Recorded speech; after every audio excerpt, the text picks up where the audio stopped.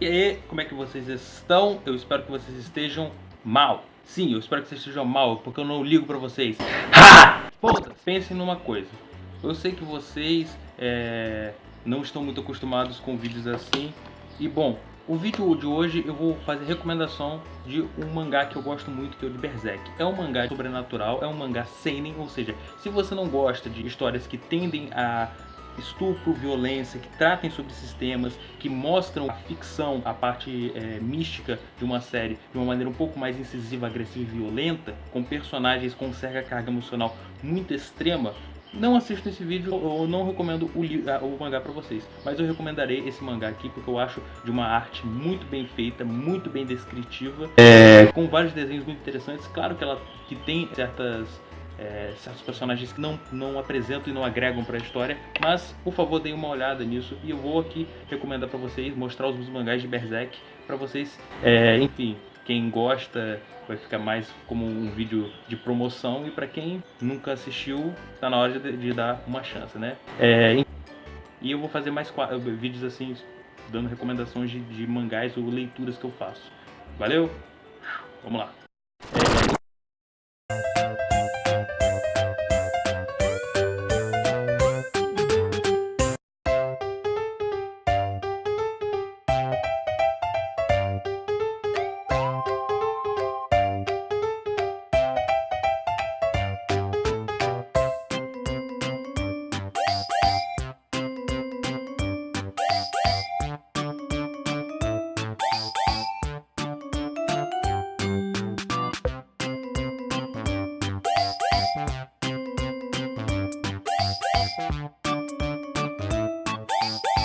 Os mangás de Berserk que eu tenho, na verdade eles não estão em ordem. Tem mais um, que é o capítulo 25, só que eu não terminei de ler. Eu vou mostrar pra vocês por que eu gosto tanto de ler Berserk. Aqui vocês podem ver que tem o capítulo 14 e o capítulo 13. O capítulo 13, se eu não me engano, na verdade essa capa aqui é bem conhecida. É uma das capas mais icônicas do mangá. O Apocalipse, basicamente a lua de sangue quando Griffith sacrifica seus amigos, o bando do Falcão inteiro. Como vocês podem perceber, é um mangá extremamente violento. E essa aqui é a morte do Judeal, que é um dos personagens mais icônicos da primeira fase. E Berserk sempre foi marcado por ser um anime bem sanguinário, com uma história bem macabra. Mas sobretudo, o que é mais interessante, vocês podem perceber, é toda a arte do Berserk. O Kentaro Miura, ele tem uma habilidade muito boa em escrever mangás e ao mesmo tempo criar histórias e colocar detalhes incrivelmente bem. O traço dele é um traço um pouco mais masculino, um pouco mais adulto para mangás. É um mangá seinen de qualquer forma.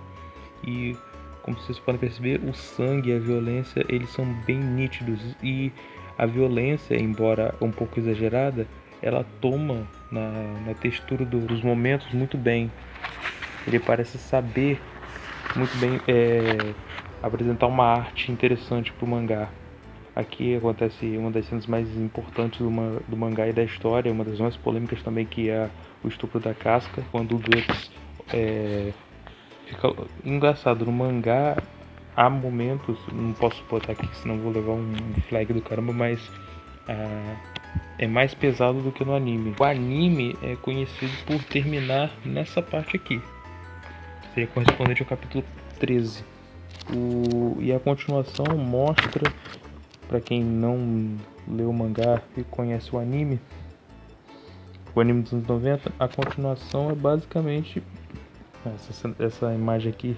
É um wallpaper muito conhecido, cheio de detalhes, com um traço incrível. Que quando ele estava saindo, ele foi carregado por um cavaleiro que não vou falar muito, mas ele é um cavaleiro que tem, vocês podem ver, uma caveira, e que ele resgata o Guts do Apocalipse. do famoso sacrifício de sangue. A Casca ficou salva, mas como vocês devem saber, quem é fã, a Casca sofre um trauma psicológico tão grande que ela perde a fala após todo o ocorrido. Ver a morte de Judeal, ser estuprada pelo Griffith, foi muito pra ela, obviamente. O mangá predileto desses aqui, sem dúvida difícil, mas eu gosto muito do mangá 14, porque ele mostra principalmente o Guts enfrentando, indo em diferentes vilas sozinho, só com o Punk, e também ele conhecendo o ferreiro para poder fazer a espada para ele. Tipo, ele queria uma espada foda. E aí ele pegou um pedaço de ferro e usou como espada. Um pedaço de ferro totalmente sem forma. Eu acho bem estranho como o Guts está. Não sei se você pode perceber. Ele tá com... Ele tá parecendo um personagem de One Piece. Com esse tapa-olho e essa cara um pouco mais caricata. Na página 88, que ele mostra uma árvore que tem um aspecto bem estranho. Vocês podem ver, é uma árvore que tem que as partes dela de textura, parecem mais faces humanas. E aí o cara conta que o lugar servia para esconderijo de hereges que adoravam espíritos da floresta. Aí dizem que eles prendiam o intestino das pessoas no tronco com uma estaca e as faziam dar uma volta em torno da árvore. É bem macabro, na verdade. E no final esses monstros aparecem aqui, uma cena bem violenta, e acaba matando todos eles. Da onde ele é um guerreiro, um espadachim mercenário que agora combate os demônios só por vingança, tendo um caminho obscuro do qual ele não pode nem dormir, porque quando ele dorme, os demônios vêm através do selo. E começa a ter um novo aspecto mangá, que é o aspecto mágico, que é o aspecto místico, além do aspecto horror que já tinha. Esse aspecto místico na história mostra que havia uma dualidade, como eu expliquei, entre o mundo dos humanos e o mundo espiritual. O fato de Griffith ter feito aquilo, ele basicamente abriu, digamos assim, um portal para que os demônios tivessem mais acesso ao plano etéreo. Esses monstros aqui, os chamados Trolls, eles não são vistos por pessoas normais, eles só são vistos por pessoas que têm uma habilidade espiritual, digamos assim, uma essência espiritual muito forte. Guts basicamente ele chama, digamos assim, ele faz um plano circular dentro do, digamos assim, imaginem que tem uma margem separada, que é o plano etéreo, e o outro é a margem do plano sensível, que é o da Terra. E o Guts, ele consegue ficar no centro desse plano e chamá-los meio que em espiral. Então ele meio que fica fazendo uma convergência entre esses dois mundos. E essa convergência acaba atraindo demônios de todos os tipos. A partir do capítulo mangá 23, o Guts começa a vir com novas pessoas para o acompanhá-lo, o que eu achei um pouco estranho da percepção do personagem, mas coerente com os acontecimentos que estavam ocorrendo, porque a Casca não queria ficar perto de Guts. Ela via Guts e lembrava logo dos traumas dos traumas que teve por causa do estupro. Então o Guts fazia ela lembrar das piores coisas possíveis. Por outro lado, Guts sabia que não poderia ficar sozinho com ela e que seria melhor que mais alguém estivesse lá. Sem falar que agora tinha visto uma vontade instintiva de Guts de tentar se consumar em Casca. E na verdade essa vontade não era uma vontade puramente sexual, havia algo o atormentando. Então o fato dele ter deixado a senhorita Furnace e o Serpico acompanhar aí mais aquele garoto foi mais para ter ele ter uma para que Casca tenha uma certa companhia, embora o mesmo personagem saiba que essas pessoas podem morrer, porque ele sempre atrai problemas, mas ao mesmo tempo ele fica ele toma a decisão de deixá-los aparecer. Esse garoto aqui e mais alguns personagens vão se tornar o alívio cômico do mangá. E a partir do, sei lá, do mangá 20, 21, 22 por aí, quando esse garoto aparece, a carga de Berserk ela começa a ficar um pouco, a atmosfera do mangá e da história começam a ficar bem menos sombria e demoníaca.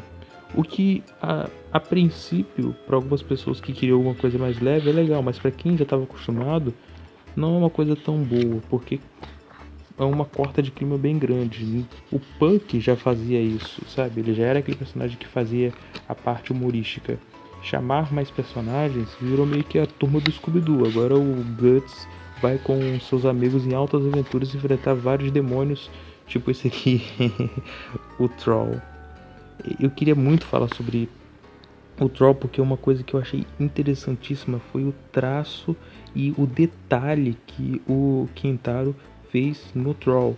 Você pode perceber que é uma criatura grotesca com os pelos que mais parecem de um animal, que ao mesmo tempo podia ser um urso, um pelo mais, só que um pelo ao mesmo tempo meio asqueroso, escroto, esguio, e em contraste a isso, a riqueza de detalhes faz a gente a gente ter ver a beleza dentro da feiura do Troll, porque o Troll é feio por si só, mas a forma como ele coloca os detalhes do rosto, o rosto grotesco do Troll, cheio de elevações e de verrugas, a orelha muito estranha, a orelha que é um pouco, que parece mais uma folha, e os olhos que parecem mais olhos mortos, e os dentes